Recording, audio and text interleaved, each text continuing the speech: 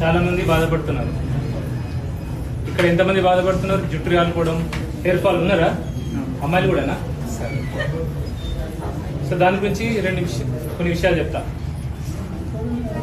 ఇప్పుడు మీరు ఒకటి గమనించండి, రోడ్డు పక్కన మతి స్థిమితం లేని వాళ్ళు ఉంటారు, మెంటలీ రిటార్డెడ్, జ్ఞానం అంటే మెంటలీ స్టేబుల్ ఉండరు వాళ్ళు. ఒక్కడికైనా జుట్టు లేకుండా చూసిరా మీరు? హెయిర్ ఫాల్ బట్టకుండా చూసిరా ఒక్కనైనా? మతి స్థిమితం లేని వాళ్ళని చూడలేదు. వాళ్ళు స్నానం చేయరు, అసలు ఏం తింటారో ఏం తినారో అది కూడా తెలియదు, చేయరు. ఒకరికి కూడా బట్టకుండా ఉండదు. సో వాళ్ళకి మనకేం తేడా? 3. ఓకే, న్యూట్రిషన్ ఫుడ్ పరంగా కాదు. ఒకటి, వాళ్ళు ఎటువంటి సబ్బు ఎటువంటి షాంపూ వాడరు, అవునా? ఎప్పుడో ఒకసారి స్నానం చేస్తారు, అసలు సబ్బు షాంపూ వాడరు. మన దేవుడు మన బాడీ మీద గుడ్ బ్యాక్టీరియా ఇచ్చాడు, జనరలీ గుడ్ బ్యాక్టీరియా. దాని పని ఏంటంటే మన బాడీని ప్రొటెక్ట్ చేయాలి. ఈ షాంపూలు సబ్బులు ఇవన్నీ ఇప్పుడు వచ్చినాయి, మన బాడీని వేరే ప్యాథోజన్ వేరే బ్యాడ్ బ్యాక్టీరియా నుంచి ప్రొటెక్ట్ చేస్తాయి గుడ్ బ్యాక్టీరియా.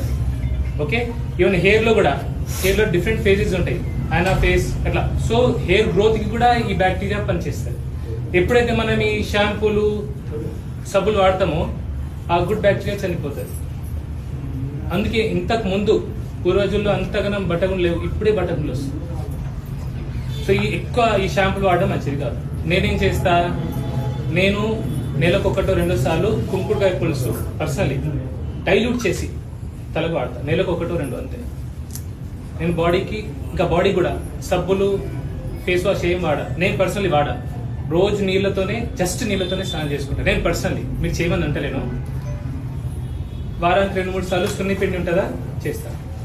ఇన్ఫాక్ట్ మీరు సున్నిపిండి మీరు వాడితే, మీరు పర్సనల్గా ట్రై చేయండి, మీకు పర్ఫ్యూమ్ అవసరం పడదు, వాసన రాదు. ఈవెన్ ఆర్మ్పిట్స్ నుంచి, సంకల నుంచి కూడా వాసన రాదు.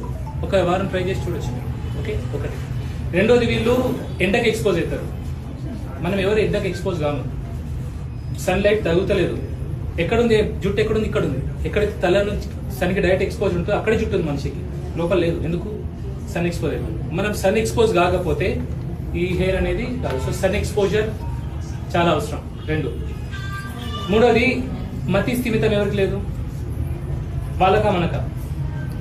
మనమేమో స్వార్థంగా మన కోసం, నా పిల్లం, నా బిడ్డలు, నా ఆస్తి ఇదంతా వదిలిపోయేది తెలుసు మనకు. అయినా టెన్షన్లు పెట్టుకుని స్ట్రెస్ పడి ఏదో సాధిస్తాం అనుకుంటాం. సీఎంలు, పిఎంలు, రాజులు అందరు పోయినారు. ఏదో చేసేస్తామనే భ్రమలో ఉండి మనం స్వార్థంగా